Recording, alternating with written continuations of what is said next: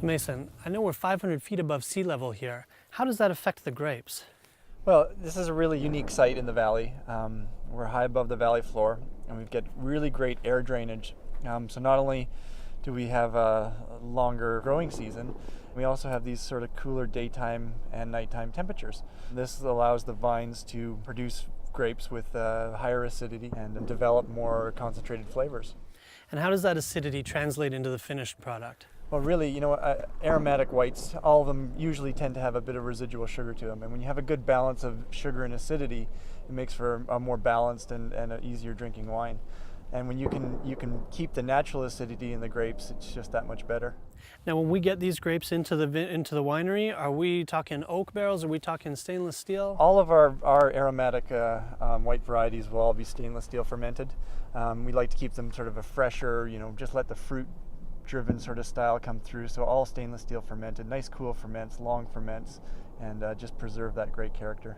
And what kind of flavor characteristics are we going to be looking at, say, a Riesling that you're going to produce? Our Riesling, there's a real interesting style of a BC Riesling. It's very fruit-driven. It's sort of unlike any style anywhere in the world. We don't get a lot of the petrol-y, sort of diesel-y nose that some Rieslings will get in the world. It's more of this sort of fruit-forward, big green apple, sort of a Macintosh apple maybe, something like that, a bit of citrus that can come through. It sounds delicious. And the Riesling base that's up here at 500 feet, how's that going to vary different from one at the valley floor? Well, definitely you'll have more of a slower sort of ripening period, so you'll have more of these flavors that'll come on later as the grapes mature, just a bit more concentrated fruit.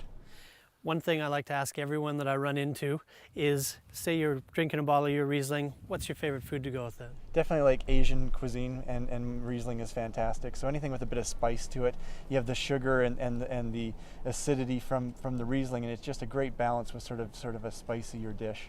I agree. Some of that residual sugar for me works very well with some smokiness. And when I think smoke, I think barbecue, I think maybe something fun out on the patio like a pulled pork sandwich. I wonder if there's something like that around here that we could enjoy. We might be able to find one. Yeah? Let's go check it out.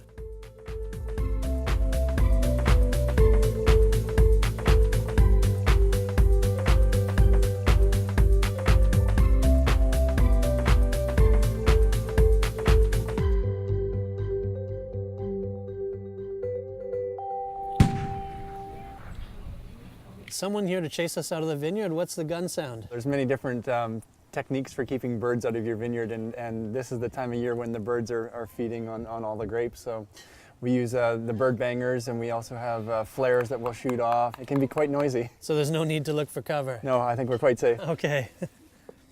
So definitely this wine is exhibiting what you were talking about up in the vineyard. It's got that lifted Granny Smith apple, floral, pineapple, just beautiful Riesling. The one thing that I love so much about aromatics, and in particular in BC, is they're so food friendly. We've got Gewürztraminer, Riesling, Ehrenfelser, Pinot Gris, and when you've got sliced hams, focaccia, some roasted vegetables, some wonderful cheeses as well, and all the way down to this smoky pulled pork sandwich, aromatics, if there's a king of food friendly wines, it's got to be those. I would agree. Beautiful. Well, you know what? Thanks so much, Mason, for having me up here.